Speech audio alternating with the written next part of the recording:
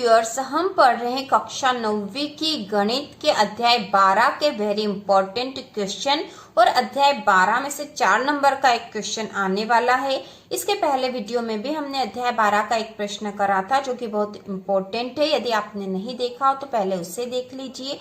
तो शुरू करते हैं। प्रश्न है, एक त्रिभुजाकार पार्क ABC की भुजाएं 120 मीटर, 80 मीटर और 50 मीटर है। एक मालिन धनिया को इसके चारों ओर एक बाड़ लगानी है और इसके अंदर घास उगानी है। उसे कितने क्षेत्रफल में घास उगानी है? तो यहाँ पे त्रिभुजाकार पार्क दे रखा है। ABC भुजाएं है उसकी 120, 80 और 50 मीटर, मतलब त्रिभुज की भुजाएं हमें दे रखी है। अब यहाँ आगे कहा गया एक मालिन जो है धनिया उसका नाम है, इसके चारों ओर एक बाड़ लगानी। चारों ओर बाड़ लगानी मतलब हमें उस बाड़ की माप चाहिए। यहाँ पे होना चाहिए था कि उसे कितनी बाड़ लगानी होगी। प्रश्न में नहीं दिया लेकिन हम निकाल लेंगे बाड़ कितनी लगानी है उसे। और इसके अंदर घास भी उगानी, तो उसे कितने क्षेत्रफल में घास उगानी, मतलब बाड़ कितनी लगानी है चारों ओर, मतलब उसका परिमाप हमसे पूछा और उसका क्षेत्रफल भी पूछा है त्रिभुज का। तो हम यहाँ पे लिखेंगे हल। प्रश्नानुसार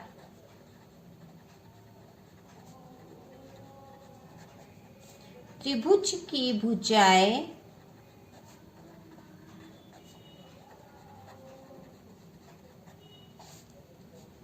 त्रिभुज की भुजाएं 120 मीटर, 80 मीटर तथा 50 मीटर है।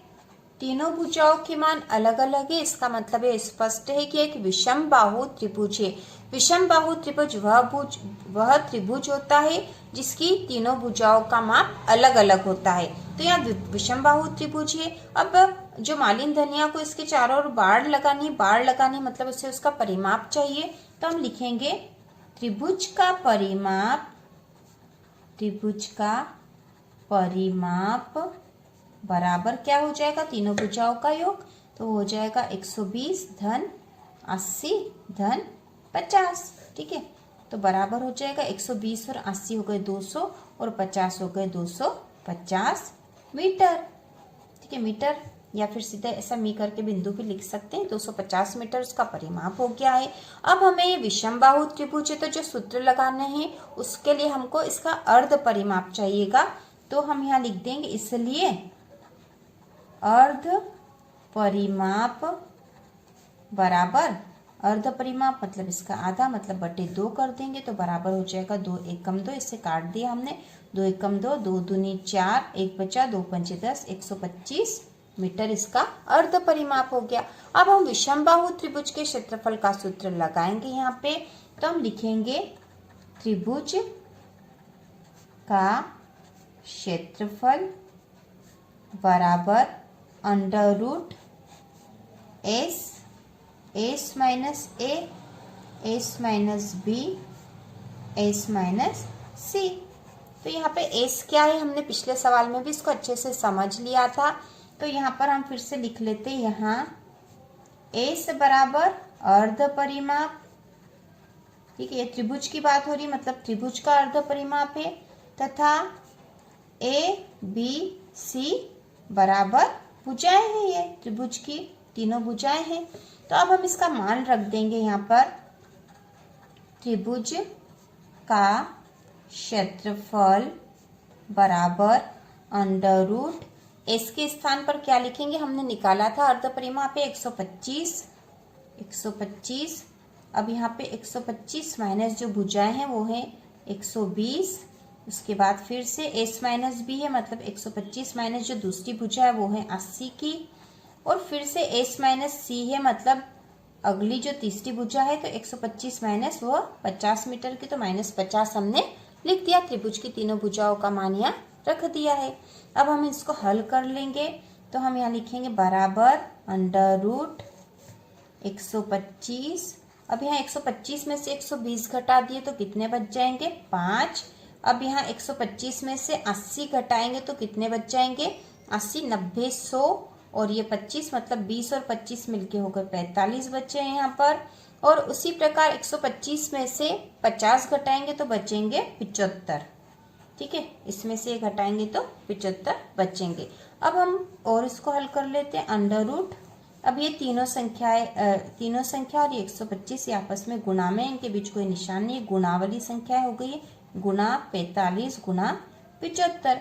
अब इस तरह से लिख दिया है 125 गुणा 5 गुणा 45 गुणा 75, क्योंकि इनके बीच में गुणा ही है, इनका आपस में गुणा होगा। अब ये अंडर रूट वाली संख्या है तो हमें इनके गुणनखंड लिख के रख देंगे, तो जिससे कि हम इसका अंडर रूट भी हटा पाएंगे। तो इसके गुणनखंड करने के लिए हम लिखेंगे अंडर रूट। तो यदि हम अलग अलग संख्याओं का गुणनखंड कर लेंगे तो आसान रहेगा, या फिर हम ऐसा भी कर सकते हैं कि इन चारों का गुणा कर दे और फिर जो संख्या है उसके गुणनखंड निकाल के उसका कर दे। तो हम यहाँ पे अलग अलग संख्याओं के निकाल लेंगे तो आसान रहेगा हमें। तो यहाँ पे 125 का गुणनखंड निकालेंगे। 125 का गुणनखंड होगा, हम यहाँ पर इधर ही रफ में कर लेंगे। ठीक है, 125 का हो जाएगा।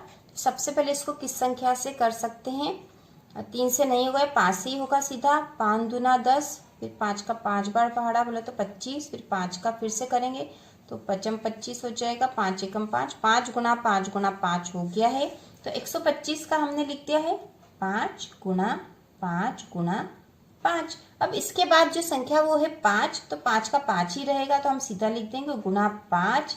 अब हम 45 के गुणनखंड करते हैं तो 45 का करेंगे तो 5 और 4 9 होते हैं, तो 3 से जाएगा इसका। सबसे पहले 3 एकम 3, 1 बचा, 3 पंचे 15, फिर 3 से, फिर 3 पंचे 15, फिर 5 से करेंगे तो 5 एकम 5। तो इसका आया है गुणनखंड 3 गुना 3 गुना 5। तो हम लिख देंगे 3 गुना 3 गुना 5।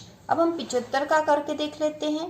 75 का सबसे पहले करेंगे, 7 और 5 12 होते, मतलब 3 से भाग चला जाएगा। तो 3 दूना 6, 1 बचा, 3 पंजे 15, 25 आ गया। 5 से होगा, 5 का पड़ा 5 बार बोल दिया, 25 हो गया। फिर 5 से 5 एकम 5, तो इसका आया 3 गुना 5 गुना 5। तो हम यहाँ लिख देंगे 3 गुना 5 गुना 5। तो ये हमने गुणनखंड कर लिया। अब जिसकी जोड़ी बनेगी उसका मान बाहर रख देंगे और बाकी जो है जिसकी जोड़ी नहीं बनेगी वो अंदर ही रहेगा। इस प्रकार से हम अंडर रूट को हल आसानी से कर सकते हैं। तो यहाँ पे एक जोड़ी ये हुई, ठीक है, एक ये हो गया है, एक 3 हो गया है, एक ये 5, इन दोनों की हो गई। जो बाकी संख्या जो बची वो यहीं रह जाएगी। तो जो जो जोड़ी बनेगी उसका एक अंक ही बाहर जाएगा, मतलब 5 गुना 5 है तो 5 ही बाहर जाएगा, एक 5 ही बाहर जाएगा, क्योंकि अंडर रूट को हल करते हैं तो इसी तरह से होता है। तो यहाँ पे 5 आ गया है, इन दोनों का 5 ही आ गया, इन दोनों का 5 ही आ जाएगा, इन दोनों का आ जाएगा यहाँ 3, इन दोनों का 5 यहाँ आ जाएगा। ठीक है, तो ये हल हो गया इनका अंडर रूट। अब जो बची संख्या है वो अंडर रूट के अंदर ही रह जाएगी। तो अब बचा क्या है, जिसकी जोड़ी नहीं बनी थी वो बचा था 5 और 3, तो हम लिख देंगे 5 गुना 3। ठीक है, अब इसको गुना कर लेते हैं। तो 5 का पड़ा 5 बार बोला तो 25 आए, 25 का गुना 3 में करा तो 25 या 75 होंगे, और 75 का गुना 5 में करेंगे तो हम यहाँ कर लेते हैं 75 गुना 5। 5 का पड़ा 5 बार बोला तो 25, हासिल आया 2, और 5 का 7 बार बोला तो 5 7 35, 36 37, तो इसका मान आया 375। ठीक है, 375। अब अंडर रूट के अंदर क्या बचा, 5 या 15। तो यहाँ पे आ गया है त्रिभुज का क्षेत्रफल 375 अंडर रूट 15, और यह क्षेत्रफल है तो यह आएगा वर्ग। ठीक है, ऐसे लिख देते हैं वर्ग मीटर, है ना, वर्ग मीटर। तो इस तरह से लिखेंगे वर्ग मीटर 375 अंडर रूट 15 वर्ग मीटर। क्षेत्रफल हमने निकाल लिया है। और यहाँ पे बाढ़ का भी पूछा था कि मालिन धनिया को इसके चारों ओर एक बाढ़ लगानी, तो इसके अंदर और इसके अंदर घास उगानी है, उसे कितने क्षेत्रफल में घास उगानी है। तो क्षेत्रफल हमने निकाल लिया है, ये हो गया त्रिभुज का क्षेत्रफल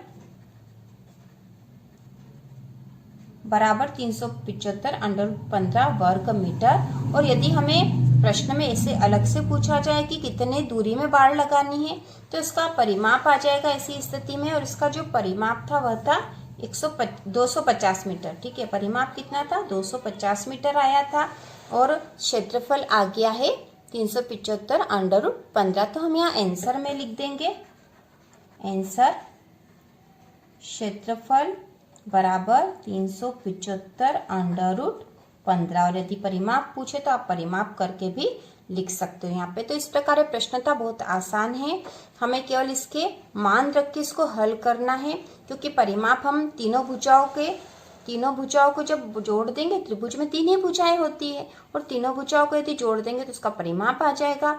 और यह जो सूत्र लगेगा वह विषमबाहु त्रिभुज के क्षेत्रफल का सूत्र लगेगा, क्योंकि इस त्रिभुज की तीनों भुजाओं के मान अलग अलग है। तो विषमबाहु त्रिभुज के क्षेत्रफल का मान होता है √s, s minus a, s minus b, s minus c। पिछले वाले सवाल में भी हमने यही सूत्र लगाया था। और यहाँ a, b, c जो है त्रिभुज की भुजाएं हैं और एस जो है इसका अर्ध परिमाप है। तो परिमाप हमें पता है, इसका आधा कर देंगे तो अर्ध परिमाप हो जाएगा। तो यहाँ अर्ध परिमाप निकाल के और त्रिभुज की भुजाओं के मान रख के और फिर हम इसका जो अंडर रूट हटाएंगे तो उसके लिए हमें इसके गुणनखंड करके इसका अंडर रूट हटा देंगे, जैसे कि हमने यहाँ हटाया था।